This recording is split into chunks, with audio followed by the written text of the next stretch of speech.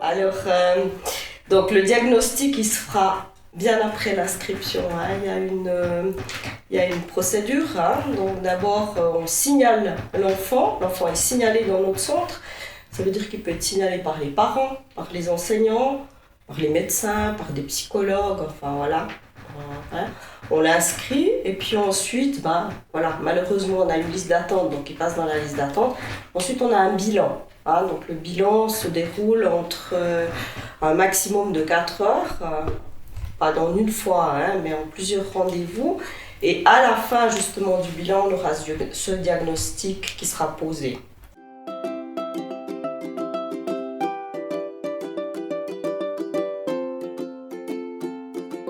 Alors, la première, c'est vraiment du trouble langagier. Hein. Centre d'orthophonie, on traite les troubles langagiers. Mais langagier, ça veut dire langage oral, langage écrit, langage mathématique. Hein, voilà. Vraiment langage. Hein. Donc, quand un enfant a des difficultés à faire émerger son langage, c'est-à-dire vraiment les tout petits, quand un enfant bégaye, quand un enfant n'a pas de langage, quand un enfant est mutique, ensuite, les enfants qui entrent à l'école, qu'ils ont des troubles du langage écrit, hein, ou des difficultés. Hein. Bon, et après, il y a troubles et difficultés, retard, troubles, enfin voilà, on fait encore toutes ces distinctions.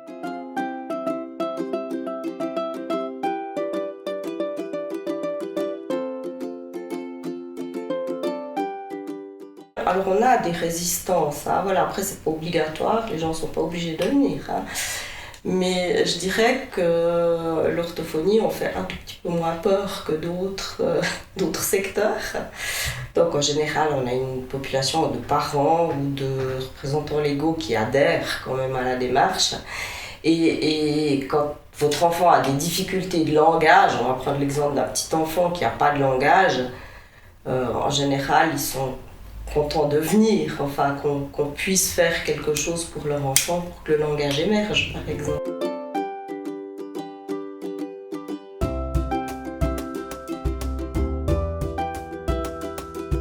Alors, 15 orthophonistes, ça fait 8,89 EPT, un truc comme ça, enfin presque 9 quoi. 2 secrétaires. On est un centre qui se dit tout venant. Ça veut dire qu'on est des généralistes. Hein, donc on fait un peu de tout. En même temps, on a des orthophonistes qui sont plus spécialisés dans certains domaines.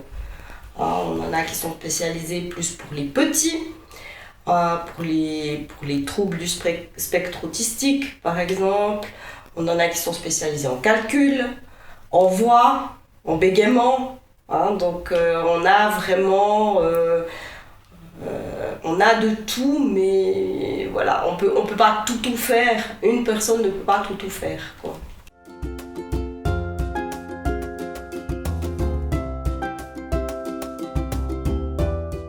Alors, l'assurance maladie ne prend absolument pas en charge les frais. C'est l'Office de l'enseignement spécialisé qui prend en charge, donc le canton, hein, mais qui prend en charge sur la base d'un rapport fait par l'orthophoniste. Et il faut que le diagnostic entre dans les diagnostics de l'Office de l'enseignement spécialisé, qui sont reconnus. Hein.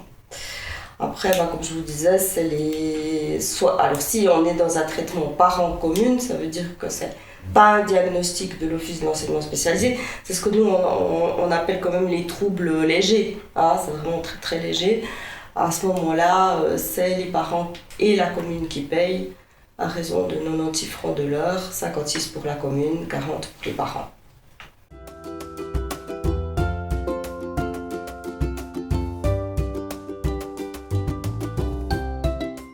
Alors, ils sont d'actualité, c'est variable suivant les années de plus moins, hein, j'entends, mais on est vraiment dans ces 700 dossiers ouverts par année, 250 enfants par semaine qui passent. Mais il faut dire qu'on a quand même plusieurs permanences aussi. Ils ne passent pas tous au centre d'orthophonie. Hein, on a des permanences dans les collèges. Et donc là, c'est les orthophonistes qui se déplacent dans un collège qui ont leur bureau. Et ces permanences sont vraiment pour les enfants qui auraient de la peine à venir ici. C'est des parents qui travaillent à 100% et des enfants petits qui ne peuvent pas encore se déplacer.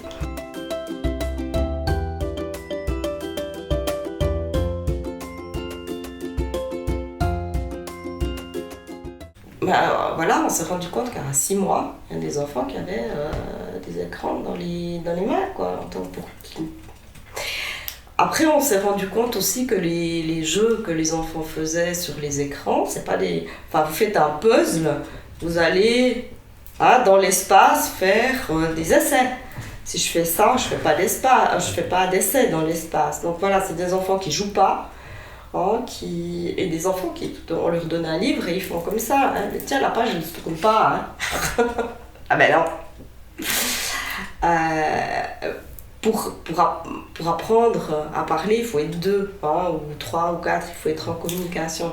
Un enfant qui parle avec son écran, il va apprendre des mots en anglais, parce qu'en général, on a les couleurs en anglais, mais il ne mettra pas de contenu.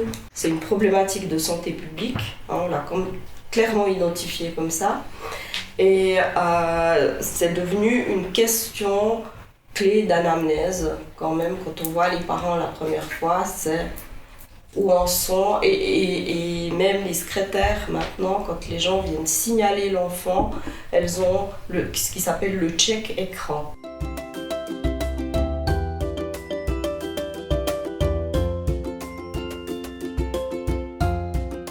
Par des jeux tous les jours.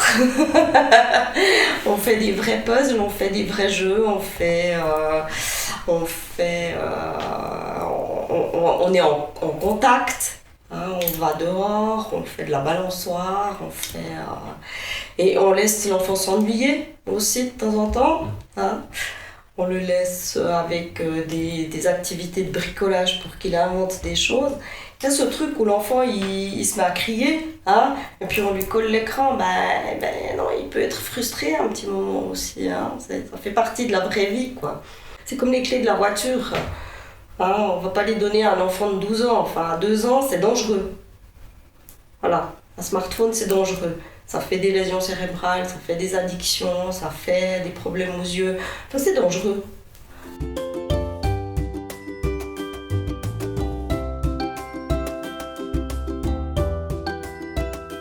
Jouez avec vos enfants. Allez dans la vraie vie, jouer, échanger. Parce qu'on est dans là on revient un petit peu aux écrans aussi, dans une société où on oublie d'échanger avec les enfants, on oublie que le langage c'est quand même la base de la communication. Jouer pour de vrai, pas avec des écrans, mais pour de vrai, avec des bouts de bras, et puis soyez avec vos enfants, quoi. Il me semble que c'était ça, quand on orthophoniste, on pouvait ajouter. Alors, elles sont en pause. Vous voulez que je leur pose la question si on peut vite venir les kinés? C'est tout bon. Voilà, la salle de colloque et la salle de pause.